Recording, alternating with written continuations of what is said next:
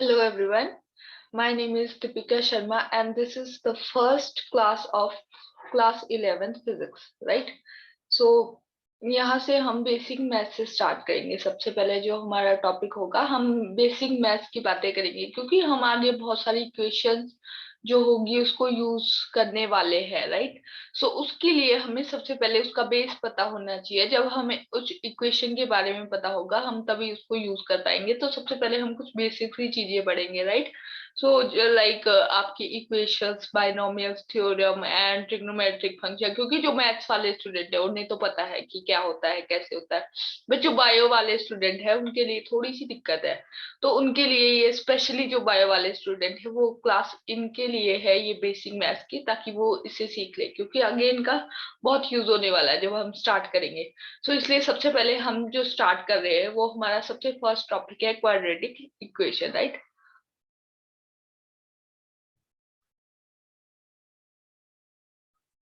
Quadratic equation.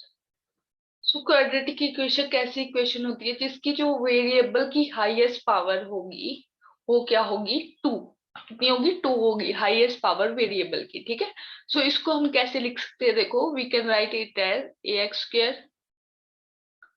Plus b x square bx plus c is equal to 0. So this is how we can write the quadratic equation of second order, right? इसमें क्या, सबसे पहले इसमें क्या दिया है कि जो इसका हाईएस्ट जो वेरिएबल है, अब देखो यहाँ पे क्या है, जो a एंड b है, the a b and c these are constant, ठीक है? इसकी वैल्यू कुछ भी हो सकती है और कैसे होनी चाहिए? कांस्टेंट। कांस्टेंट और वेरिएबल के बारे में भी हम बात करेंगे कि कांस्टेंट क्या होता है, वेरिएबल क्या होता है, ठीक है? और जो एक्स होगा वो क्या है? वेरिएबल, ठीक है? अब जब हम बोले तो यही बता देती हूँ कि वेरिएबल और कांस्टेंट क्या होता है, ठीक है? कांस्टेंट होता है विच इज फिक्स, ठीक है? whose value is not changeable, ठीक है? फिक्स्ड है ये।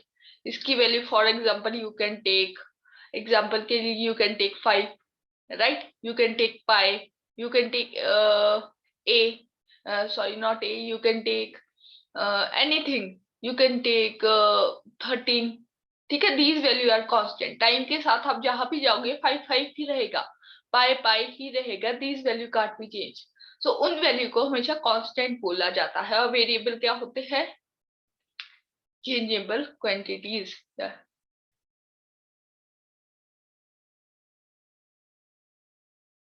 जिसकी वैल्यू चेंज हो सकती है, ठीक है? फॉर एग्जांपल एक्स की जगह पे आप कुछ भी पुट कर सकते हो, you can put 5 4 anything, you can put anything, ठीक है? So for example you are given with the x like that, like 5 5 plus 6।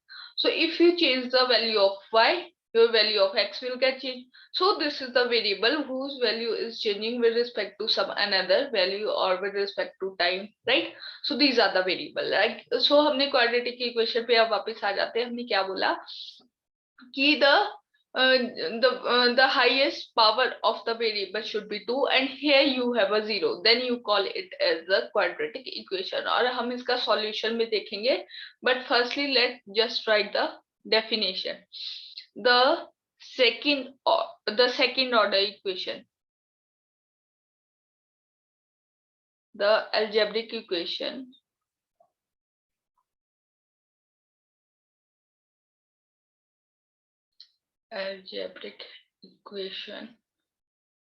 of second order, second order। और ऑर्डर मैंने क्या बताया? हाईएस्ट पावर ऑफ वेरिएबल, वो होता है order. यहाँ पे कौन सी highest power? 2, highest power of variable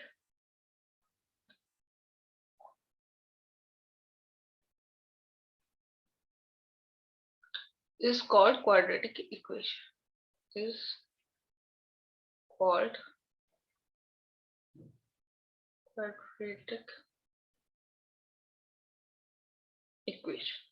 so हम इस क्वाड्रेटिक, ये सब चीजें हैं, ये हमने 10th में भी पढ़ चुके हैं, बस just for the note making आपको ये लिख लेना है ताकि आपको याद रहे, ठीक है। ये हम बहुत यूज करने वाले हैं। तो इसका जो सॉल्यूशन होगा वो कैसे लिखा जाएगा, देखो वहां पर से ax² plus bx plus c। तो सॉल्यूशन किसका होगा, x का, राइट। सॉल्यूशन किसका होगा, x का, जो वेरिएबल है। तो देखो इसका सॉल्यूशन कैसे निकालेंगे।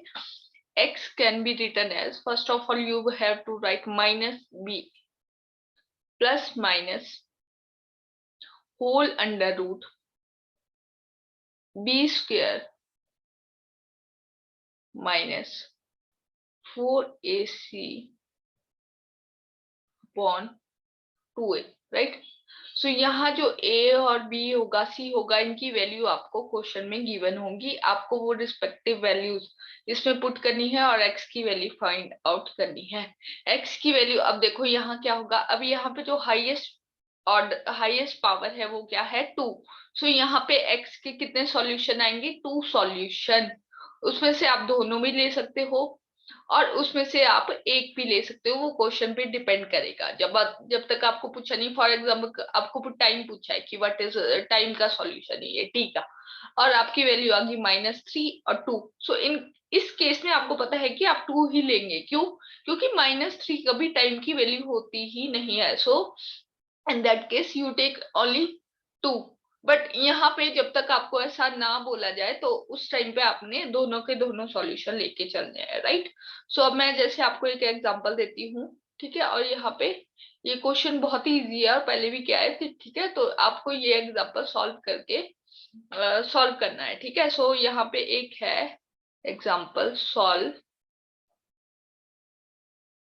2x² plus 5x minus 12, 2x² plus 5x minus 12 is equal to 0। अब देखो इसमें दिख रहा है कि what is the value of a, 2, what is the value of b, 5, and what is the value of c, c should be -12। here you have to take c -12 not 12, right. अगर आप 12 ले लोगे वो आपका जो आंसर आएगा वो गलत आ जाएगा। देखो क्योंकि हमारी जो इक्वेशन है वो क्या है, प्लस प्लस एंड प्लस, सारी प्लस में है, इसलिए क्या करना है आपको, सारी प्लस के हिसाब से जब आप देखोगे तो c की वैल्यू -12 आ रही है, तो c की वैल्यू -12 लेके देखनी है। और जो आपके सॉल्यूशन आएंगे x के, ये आपको खुद ट्राई करना है, वो आएंगे 3/2 और -4। जो मैथ्स वाले स्टूडेंट होते हैं ये तो जनरली इस इक्वेशन को करते रहते हैं, लेकिन बायो वाले स्टूडेंट को मस्ट है, उनको करनी है, ये सब चीजें सीखनी है, राइट।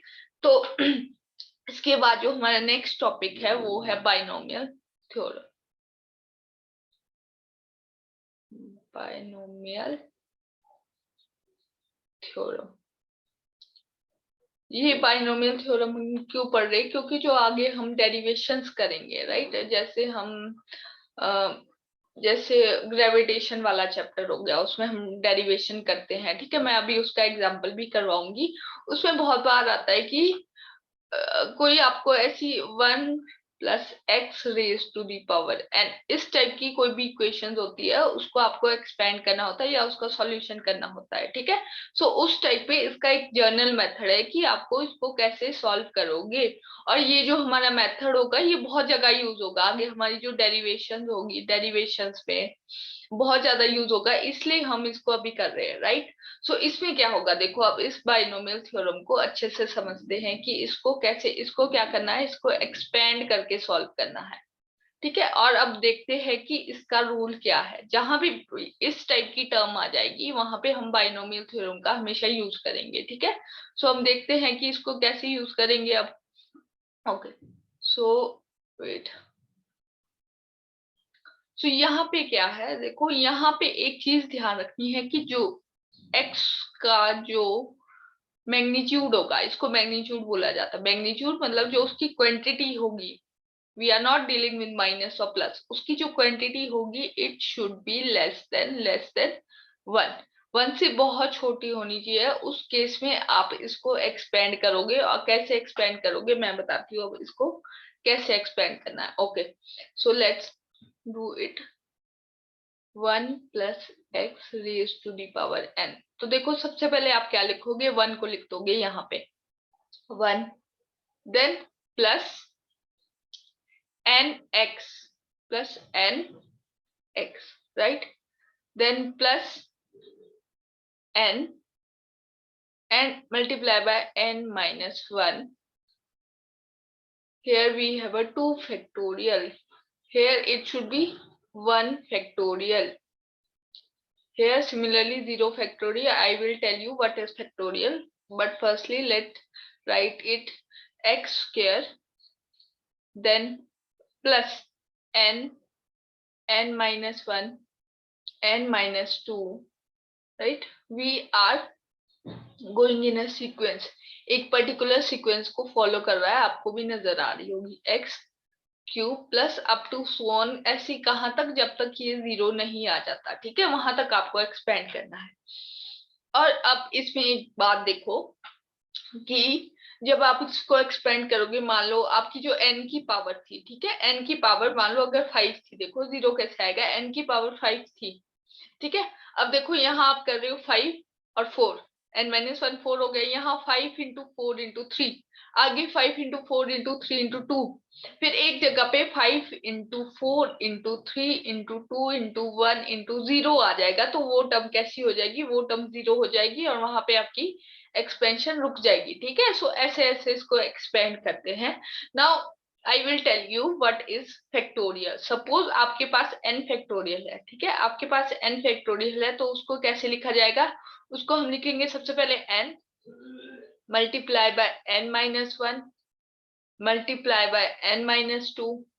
ये ऐसे ऐसे चलता जाता है कहां तक, 1 तक. सो इस फैक्टोरियल को ऐसे खोला जाता है. फॉर एग्जांपल यहाँ पे 3 फैक्टोरियल है, राइट?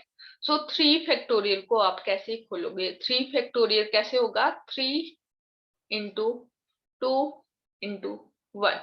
तो 3 फैक्टोरियल की वैल्यू क्या होगी, 6. सो इस टाइप से आप फैक्टोरियल को खोलोगे. आई थिंक ये भी क्लियर है. और यहाँ सबसे बड़ी बात ध्यान रखना, x का जो मैग्नीट्यूड होगा वो 1 से बहुत ही छोटा होगा. तो जब हम इस बात को कर रहे हैं तो यहाँ पे एक बात सीखते हैं, और कि अगर देखो, अगर कोई भी क्वांटिटी है आपके पास जिसका मैग्नीट्यूड 1 से बड़ा है, like 1, 1.2, 2, 5, 6, 7, you can take anything. जब भी ऐसी क्वांटिटी है तो उसका स्क्वायर करके देखो, 2 का स्क्वायर क्या आ रहा है, 2 का स्क्वायर क्या आ रहा है, 4, राइट? और जो 2 का क्यूब लेते हैं वो क्या आ रहा है, 8. हमेशा क्वांटिटी बढ़ रही है, लेकिन आप 1 से छोटी वाली वैल्यू देखो. For example you can take 0.5, 0.5 ले लिया, 1 से छोटा है. इसका स्क्वायर करो, इसका स्क्वायर क्या आएगा, 0.25. सो देखो ये क्वांटिटी क्या होगी, 0.5 था, लेकिन यहाँ 0.2 आ गया. ये छोटी होगी ना, जो 0.25 है वो लेस देन है 0.5 से. तो हम यहाँ से क्या चीज देख रहे हैं, अगर आप 0.1 का स्क्वायर लेंगे तो वो क्या आ जाता है, 0.01, और भी छोटा हो जाता है. जितनी छोटी 1 से जितनी ज्यादा छोटी क्वांटिटी होगी, स्क्वायर करने पे वो उतनी ही ज्यादा छोटी हो जाएगी. ठीक है, सो इससे हमने क्या देखा कि अगर हम मैग्नीट्यूड 1 से छोटा है और उसका कोई स्क्वायर कर रहे हैं या कुछ भी कर रहे हैं, तो उसका जो पावर हो रही है या उसकी जो वैल्यू हो रही है वो कम, और भी कम हो रही है. एक्स स्क्वायर और भी कम हो गया, एक्स क्यूब और भी छोटा हो जाएगा, 0 की तरफ को टेंड करेगा. तो हम क्या कर सकते हैं, जब हम क्वेश्चंस करेंगे तो इसमें हायर पावर को नेग्लेक्ट भी कर सकते हैं, क्योंकि ऑलमोस्ट टेंडिंग टू 0. सो उसका अगर प्लस, अगर मान लो आप 1000 में आप 0.01 प्लस कर रहे हो या 0.001 कर रहे हो, सो डजंट मैटर, वो मैटर नहीं करेगा, इसलिए हम उसको नेग्लेक्ट भी कर सकते हैं. ठीक है, सो जब ऐसा ऐसे हमारे पास क्वेश्चन आएंगे तो वहां हम सीखेंगे कि how to neglect this term. अभी के लिए आप देख लीजिए कि how to expand the binomial theorem. ठीक है, सो ऐसे एक्सपेंड करनी है. हमने बाइनोमियल थ्योरम भी कर दिया. इसके बाद हम बाइनोमियल थ्योरम पे एक क्वेश्चन लेंगे, और देखना ये क्वेश्चन, मैं ऐसा क्वेश्चन ले रही हूँ कि जो आपके ग्रेविटी वाला चैप्टर है उसमें भी ये डेरिवेशन एग्जैक्टली आती है, तो वहां पे आपको बहुत हेल्प मिलेगी. और वो किससे सॉल्व हुई है, बाइनोमियल थ्योरम से. अगर आपको बाइनोमियल थ्योरम का पता नहीं होगा तो आप इस क्वेश्चन को नहीं कर पाओगे. ठीक है, तो हम एक क्वेश्चन ले रहे हैं कि देखो हमारे पास जी डैश की वैल्यू दी है, जी डैश की वैल्यू दी है g R square upon r plus h का square, where g is the acceleration due to gravity, r is the radius of earth and h is the height from the surface of earth where we have to take the effect of gravity. ठीक है, ऐसी ऐसी चीजें हैं, लेकिन जो देखो ये सब चीजें हैं, लेकिन हमको एंड में क्या प्रूव करना है, ये जब हमारे पास आ गई, सो आपको प्रूव करना है, प्रूव दैट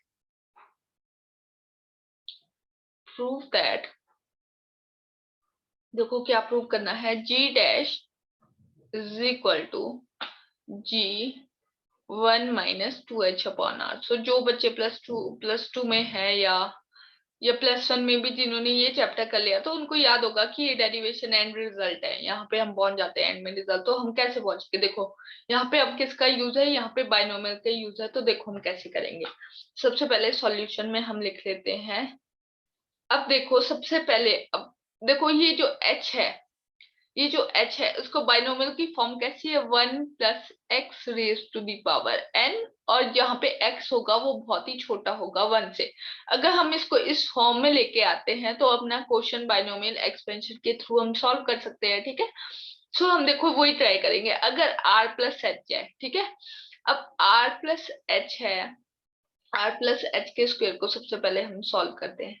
अगर जो h है, अब यहाँ देखो h is very very less than r, ठीक है, तो h/r क्या हो जाएगा, h/r should be very very less than 1, h/r very very less than 1 हो जाएगा। तो ये इसकी तरह बनेगी है ना, x लेस देन 1। तो हमको क्या करना है, h/r बनाना है। ठीक है, हमको क्या करना है, h/r बनाना है। तो r को हम यहाँ ले जाएंगे, मतलब हम r स्क्वायर को कॉमन ले लेंगे। देखो हम क्या करेंगे, r स्क्वायर को कॉमन ले लेंगे। अब यहाँ से ये, क्योंकि ये स्क्वायर है इसलिए r स्क्वायर को कॉमन लिया, तो यहाँ क्या बचा हमारे पास अंदर 1 प्लस, अब ये h/r यहाँ पे आ गया, h/r यहाँ पे आ गया। और आप अगर देखो r स्क्वायर को अंदर लेके जाओ, आप सेम चीज आएगी, r स्क्वायर को अंदर लेके, सो मतलब यहाँ r बचेगा, स्क्वायर तो यहाँ है, और ये क्या बच गया, h/r स्क्वायर, r अंदर ले गए, r से r कट गया, वैसे ही फिर से h बच जाएगा। तो ये सेम आएगा, आप करके भी देख सकते हो। तो जब r स्क्वायर को आप कॉमन लेंगे तो आपके पास ये टर्म बचेगी। ठीक है,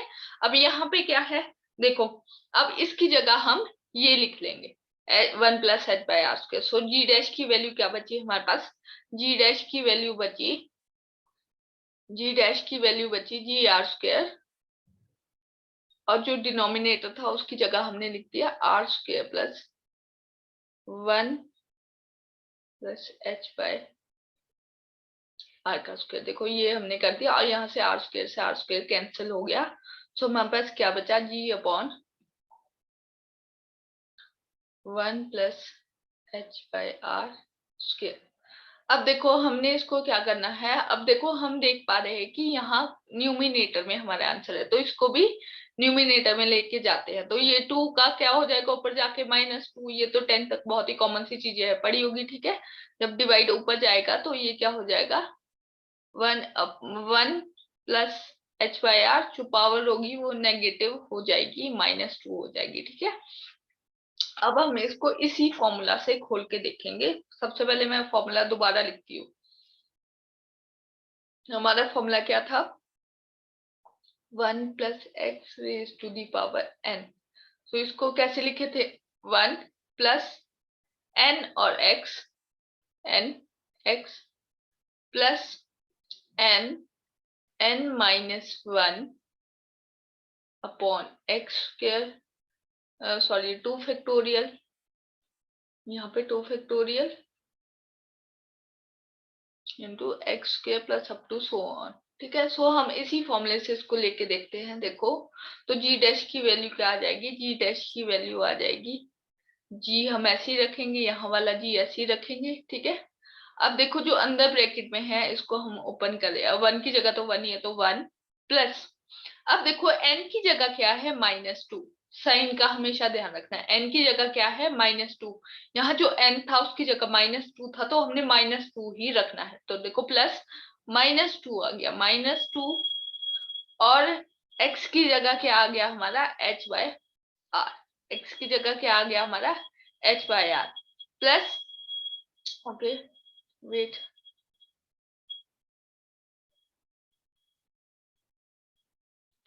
ओके सॉरी फॉर, सो यहाँ पे क्या लिखेंगे -2h/r, और फिर उसके बाद देखो यहाँ पे क्या आ जाएगा -2, फिर से -2, n की जगह -2, और फिर n की जगह -2 -1 अपॉन 2 फैक्टोरियल, और x की जगह फिर से h/r का होल स्क्वायर, और वैसे ही हम आगे आगे करते जाएंगे, ठीक है। सो अब हम इसको देखते हैं, यहाँ एक चीज देखते हैं। अब मैंने बताया कि जो h/r है it should be very very less than 1, जो h/r की वैल्यू है वो बहुत ही छोटी है 1 से। सो जो h/r का स्क्वायर होगा वो तो और भी छोटा हो जाएगा, ठीक है। यहाँ पे क्या है, जो h/r है it is very very less than 1। सो जो h/r का स्क्वायर होगा वो कहाँ को टेंड करेगा, वो 0 की तरफ टेंड करेगा, ठीक है, टेंडिंग टू 0। सो उसको हम क्या कर सकते हैं, नेग्लेक्ट कर सकते हैं, इसलिए हमने इस क्वांटिटी को क्या कर दिया, neglect. We neglect that quantity, right. So अब हमारे पास क्या बचा, इसको हमने नेग्लेक्ट कर दिया, सिर्फ यहाँ तक हम लेंगे, ठीक है, यहाँ तक हम लेंगे, और हम देखते हैं हमारे पास क्या वैल्यू आती है। तो जी डैश की वैल्यू क्या आएगी, G dash is equal to G 1 - 2h/r। So देखो how simply we prove our result using binomial theorem. So इसको हमने ऐसे प्रूव करना है, ठीक है। तो यहाँ पे हमने कर लिया, और ये आगे एग्जैक्ट डेरिवेशन आएगी तो वहां भी हम बाइनोमियल थ्योरम का ही यूज करेंगे। Okay, alright, I hope it is clear to you. And यहाँ पे मैं आपको एक क्वेश्चन दे रही हूँ जो आपको क्वेश्चन करना है अब। सो एक क्वेश्चन करना है, this is our question number 2। So question है सिंप्लीफाई यूजिंग बाइनोमियल थ्योरम।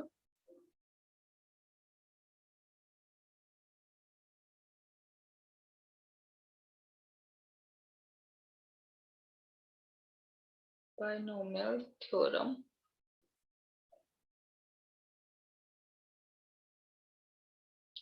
जो E है that is equal to A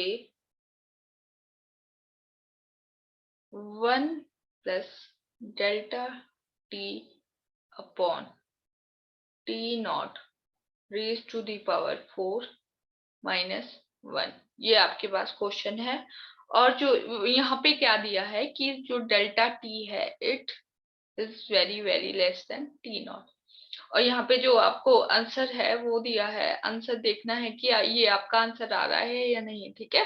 तो इसका जो आंसर है वो है 4a T, sorry delta T/T0, ये इसका आंसर है, और आपको देखना है कि ये आपका आंसर आ रहा है कि नहीं, ठीक है। सो यहाँ तक हमने कर दिया। सो इसके बाद अब हम करेंगे ट्रिग्नोमेट्रिक, ठीक है। इसके बाद हम ट्रिग्नोमेट्रिक फंक्शन और ट्रिग्नोमेट्री में जा रहे हैं, जो कि बहुत ज्यादा इंपॉर्टेंट रोल प्ले करने वाली है आपकी फिजिक्स में। इसलिए इसका जो एक एक वर्ड होगा, एक एक फॉर्मूला होगा, वो अच्छे से नोट कीजिएगा, अच्छे से नोट्स बनाइएगा, क्योंकि ये बहुत ही इंपॉर्टेंट है। जो ट्रिग्नोमेट्रिक हम करेंगे यहाँ, वो बहुत ही ज्यादा इंपॉर्टेंट है। ओके, तो यहाँ पे ट्रिग्नोमेट्रिक फंक्शन,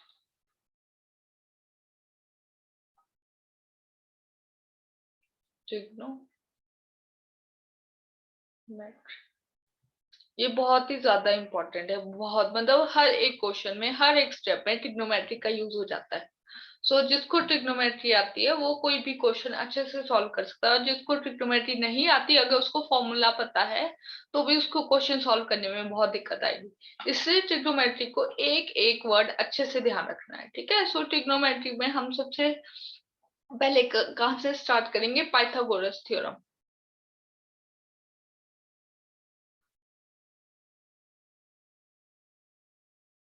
ये हमने क्या पढ़ी थी, ये हमने अपने बचपन में थ्योरम पढ़ते हैं, पाइथागोरस थ्योरम।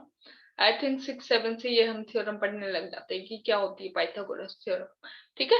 सो यहाँ हम उसी से ही स्टार्ट करेंगे, बिल्कुल बेसिक से, राइट। सो यहाँ पे हम बना लेते हैं एक triangle, right angle triangle, right, क्योंकि जो पाइथागोरस थ्योरम है उसका यूज कहाँ होता है, उसका यूज हमेशा राइट एंगल ट्रेंगल में ही होता है, ठीक है। सो ये राइट एंगल ट्रेंगल बनाई, here the angle should be 90 degree.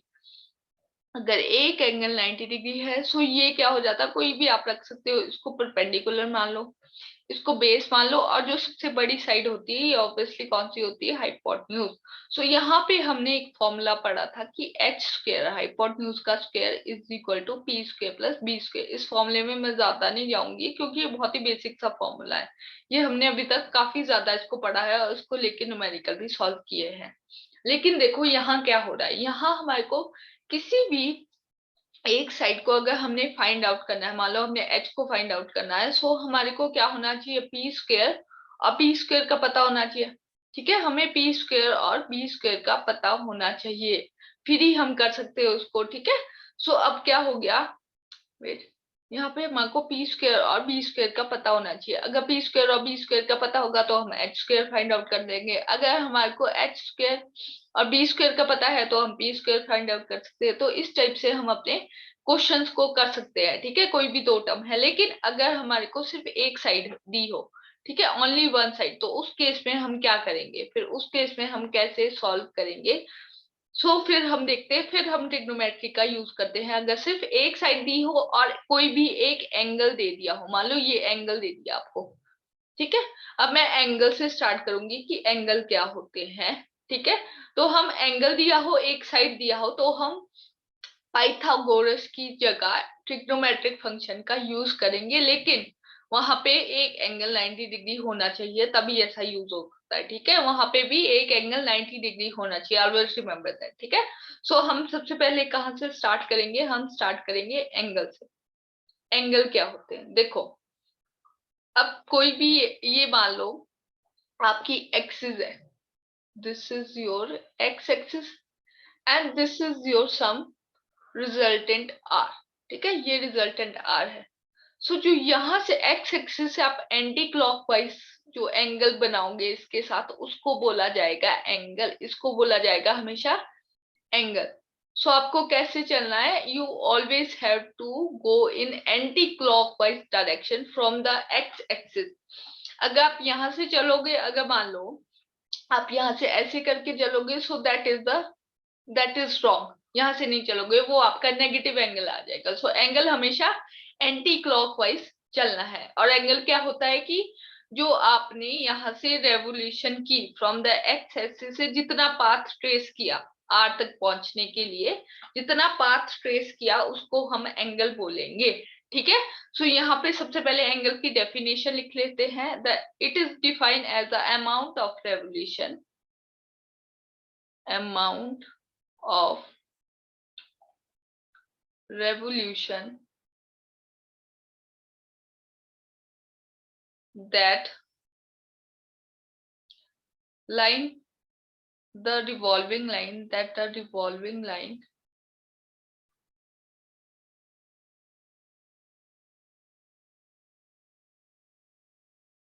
undergo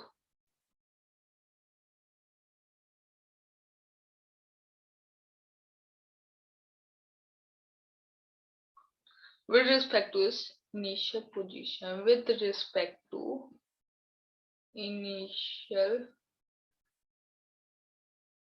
position, उसको हम बोलेंगे एंगल। राइट, अब यहाँ पे एक चीज ध्यान रखनी है, मैंने बताया कि एंगल अगर आप यहाँ से जा रहे हो एंटी क्लॉकवाइज डायरेक्शन में जा रहे हो, so that is positive angle. अगर आप यहाँ से जा रहे हो, so that is the negative angle. ठीक है, हम देख लेते हैं, हमेशा पॉजिटिव एंगल ही लेंगे। ठीक है, तो यहाँ लिख लेते हैं एंटी क्लॉकवाइज को हम क्या बोलेंगे, पॉजिटिव एंगल। या एंटी क्लॉकवाइज है पॉजिटिव एंगल, और क्लॉकवाइज को अगर आप मूव कर रहे हो, क्लॉकवाइज कैसे मूव करोगे, ऐसे करके, जो एरो होगा वो ऐसे आ जाएगा यहाँ से और ऐसे को आ जाएगा। ठीक है, उसको क्या बोलेंगे आप, negative angle, we call it as negative angle. ये हमने दो बातें एंगल के बारे में सीख ली। ठीक है, राइट एंगल ट्रायंगल हमेशा हम बात करेंगे। हमने देखो ये जो ट्रिग्नोमेट्रिक होगी ये कहाँ लगेगी, राइट एंगल ट्रायंगल पे। कहाँ पे, right angle triangle. Right angle triangle किसको बोलते हैं, ये भी नोट कर लो, राइट एंगल